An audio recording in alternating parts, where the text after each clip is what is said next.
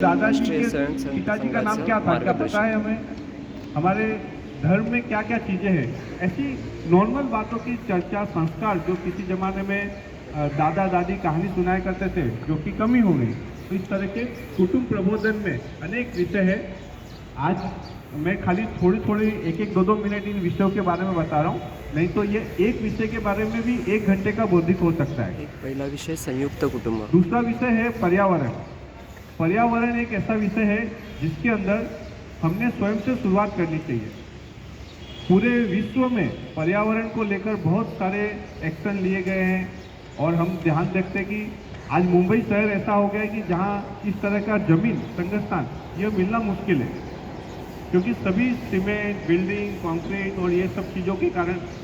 तो हम अपने घर पे प्लास्टिक की थैली का उपयोग कितना करते हैं? हम अपने घर पे कचरा जो है वो कैसे डालते हैं? क्या सूखा और गीला कचरा सरकार बताती है वैसे हम अलग अलग होता है या सब मिक्स होता है? हम बाहर जब सामान लेने जाते हैं तो क्या हम अपने कपड़े की थैली साथ में लेके जाते हैं क्या? या हर बार मेरे एक के कारण पूरे साल भर में मैं 500 प्लास्टिक की थैलियाँ यूज कर रहा हूँ और वह थैली के अंदर जो सामान है वो सड़ता भी नहीं है। पानी हम घर में कितना यूज करते हैं? स्नान करने के लिए क्या एक बकेट बहुत नहीं है क्या? या 2 बकेट में हो सकता है क्या? या हम पानी का फव्वारा चालू करके आधी आधी घंटे तक पानी वेस्ट हो रहा है? तो ऐसे अनेक चीजें हैं जिसमें हमने ध्यान देना चाहिए। कपड़े धो रहे हैं तो कौन सी चीज से धो रहे हैं? जिसके कभी कभी एक साबुन ऐसा है जिसके अंदर 5 लीटर पानी में कपड़े धुल सकते हैं, और वैसे ही दूसरा साबुन ऐसा होता है जिसमें 20 लीटर पानी भी कम पड़ता है। तो मैं खाली आपके सामने एक विषय बता रहा हूँ कि पर्यावरण भी आज की तारीख में बहुत बड़ा महत्व का विषय है, जिसके अंदर हमने अपने स्वयं के घर से शुरुआत करनी चाहिए। इसी तरह से तीसरा एक विषय है जिसको बोलते हैं सामाजिक समरसता। आज हम सबको ज्ञात है कि पूरे भारत भर में या आज की तारीख में ऐसा टीवी में रोज आता है कि 50 करोड़ से ज़्यादा लोग प्रयागराज में महाकुंभ में जा चुके हैं। यह एक बहुत बड़ी गर्व की बात है। वहाँ जो गए हैं उनमें कोई भी कौन सी जात का है, कौन यह है, ये किसी ने किसी को पूछा नहीं, सब एक ही रंग में रंगे हुए हैं। तो इसी तरह से हम भी गांव में ये थोड़ी सी अधिक मात्रा में होता है कि सभी जो भी गांव में रहते हैं उनके हो सकता है कि मंदिर जाने की पद्धति अलग अलग है। किसी को किसी मंदिर में प्रवेश नहीं है, या किसी को पानी पीने की व्यवस्था के अलग अलग है। फलाने जाति के यहाँ पानी नहीं पी सकते, यहाँ पे ये है। या किसी के शमशान घाट अलग अलग हो सकते हैं। हम मुंबई में रहते हैं, क्या हम अपने घर पे जो सेवा देने आते हैं, यानी भले वो कचरा कलेक्शन करने को आते होंगे उस बहाने से, भले वो हमारे आजू बाजू की बिल्डिंग में साफ सफाई करने आते होंगे, भले वो हमारे इस्त्री वाला होगा, क्या हमने पूरे साल भर में तय करके एक बार या 2 बार उनको हमने अपने घर पे बुलाया क्या कि मेरे बच्चे का जन्मदिन है, आप पूरे साल भर हमारे इस्त्री के कपड़े लेके जाते हो और देते हो, इस बार आप परिवार के साथ मेरे घर पे आइए?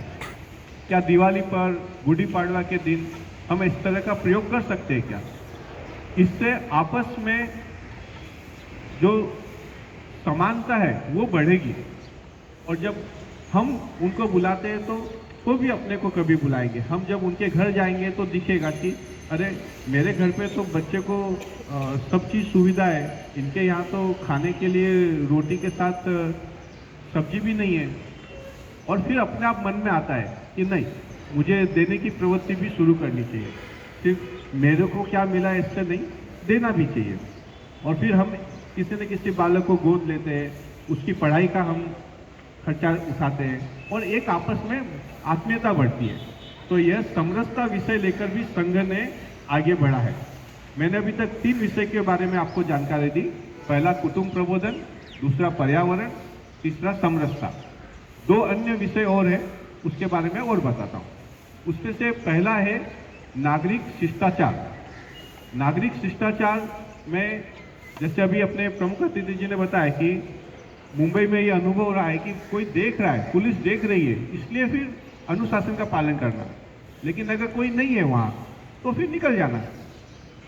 तो हम स्वयं होकर पूरे भारत में अगर ऐसे कल्पना कीजिए कि सभी लोग नागरिक शिष्टाचार का पालन कर रहे हैं तो किस तरह से चीज़ें होगी।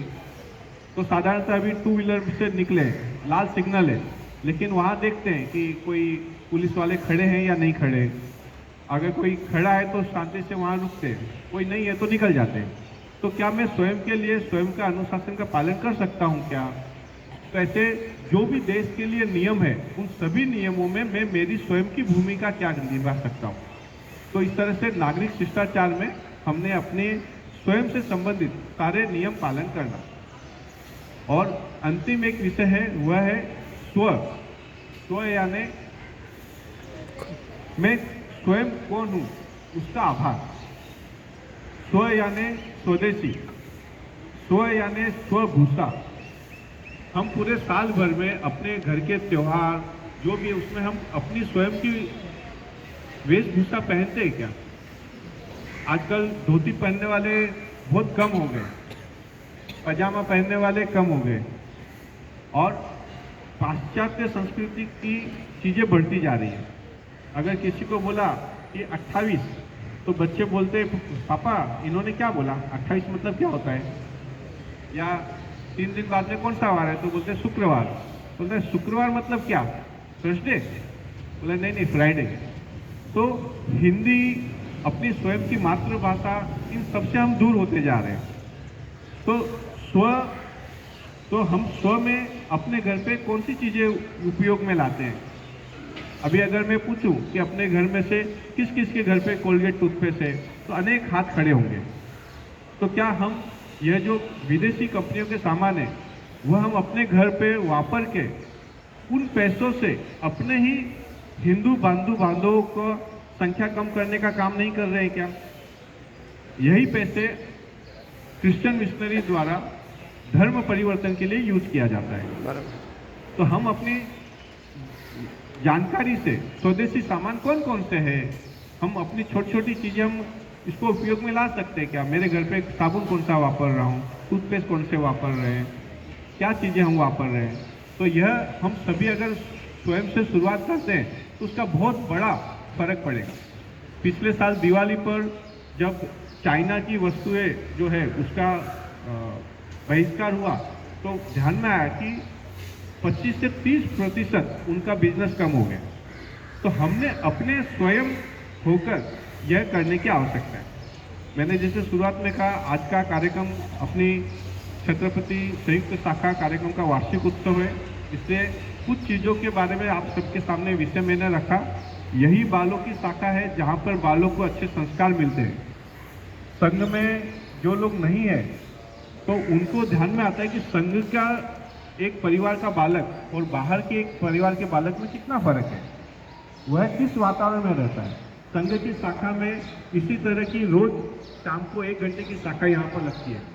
कोई बालक अगर पूरे 365 दिन इस वातावरण में रहता है जहाँ पर शिक्षक को मान के साथ में जी लगा कर बात किया जाता है, मान सम्मान दे रहे हो, शिक्षक उसकी पढ़ाई के बारे में पूछते हैं, टीचर स्कूल में पढ़ाई के बारे में पूछते हैं, माँ बाप पूछते हैं, लेकिन कोई अन्य व्यक्ति भी पूछ रहा है। और अब ये भी एक अनुभव आया कि जब शिक्षक, शाखा के शिक्षक परिवार में जाते हैं तो उसकी माँ बोलती है कि अरे तुम्ही यांना सांगा ना काय, हा अभ्यास करत नहीं। फिर वो शिक्षक जब बताता है तो वो बराबर पढ़ाई करता है।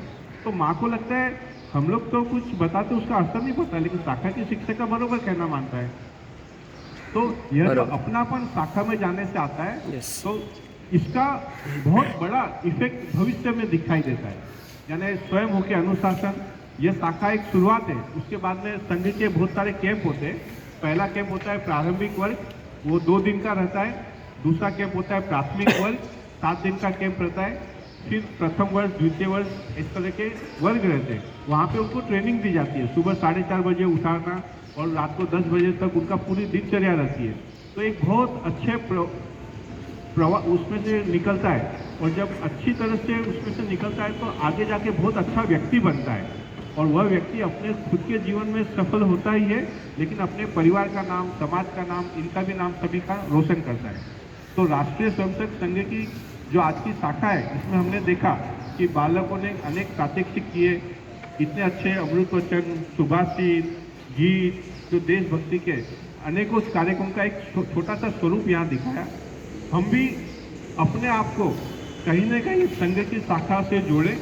महिलाओं के लिए अलग से शाखा लगती है राष्ट्रीय सेविका समिति की, उसमें भी हम जुड़ सकते हैं। बड़े जो है उनके आयुगढ़ के अनुसार अलग शाखा लगती है, और अपने घर पे जो भी बालक है उनको इस शाखा पर भेजकर हम ये आगे बढ़ सकते हैं।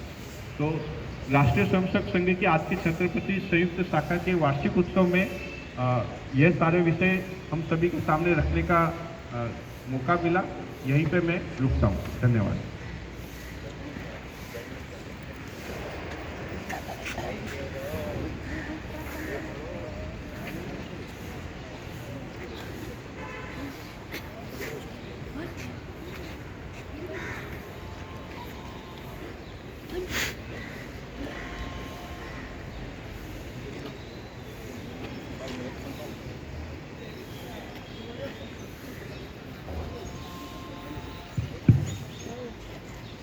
अभी अपने नगर के माननीय नगर संघ चालक जी अपने मुख्य अतिथि का स्वागत करेंगे तुलसी देकर के।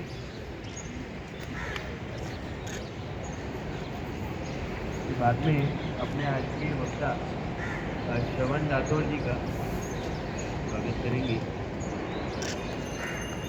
थोड़ी सूचना है, अभी निहारी की और चाय की व्यवस्था पीछे की गई है, तो प्रार्थना के बाद सभी ने सुनिश्चित करना कि चाय और निहारी लेकर के जाए।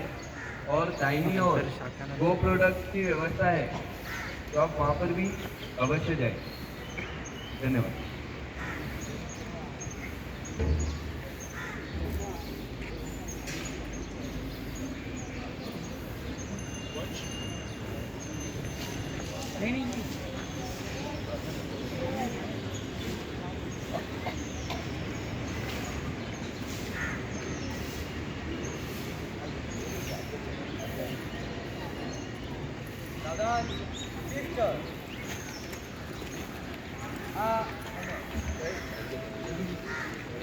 अंजने diary pen अंजने diary pen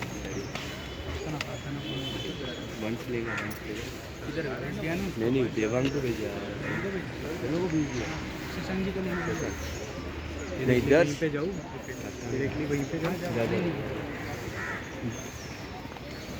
Shashank हाँ चलिए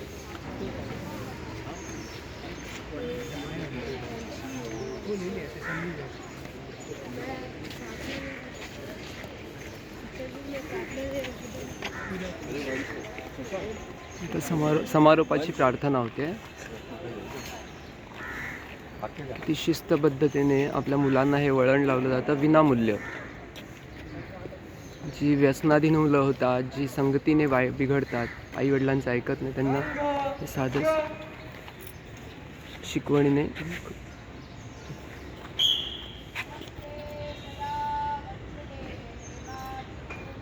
नमस्ते सदा वत्सले मातृभूमे त्वया हिन्दुभूमे सुखं वर्धितोऽहम् महामंगले पुण्यभूमे त्वदर्थे तत्वेशकायो नमस्ते नमस्ते प्रभो शक्तिमन् हिन्दुराष्ट्राङ्गभूता मे सादरं त्वां नमामो वयम् त्वदीयाय कार्याय बद्धाकटीयम् शुभाम् आशिषं देहि तत्पूर्तये अजय्याञ्च विश्वस्य देहीश शक्तिम् सुशीलं जगद्येननं ब्रह्मवेत् श्रुतं चैव यत्कण्टकाकीर्णमार्गम् स्वयं स्वीकृतन्न सुगं कारयेत् समुत्कर्ष निःश्रेय सत्सेकमुग्रम् परं साधनं नाम वीरव्रतम् तदन्तस्फुरत्पक्षया ध्येयनिष्ठा दन्त प्रजागर्तु तीव्रानिशम् विजेत्री च न संहता कार्यशक्तिर् विधायास धर्मस्य संरक्षणम् परं वै भवन्नेतुमेतत्स्वराष्ट्रम् समर्था भवत्वा शिषा ते वृषम्। भारत माता की जय।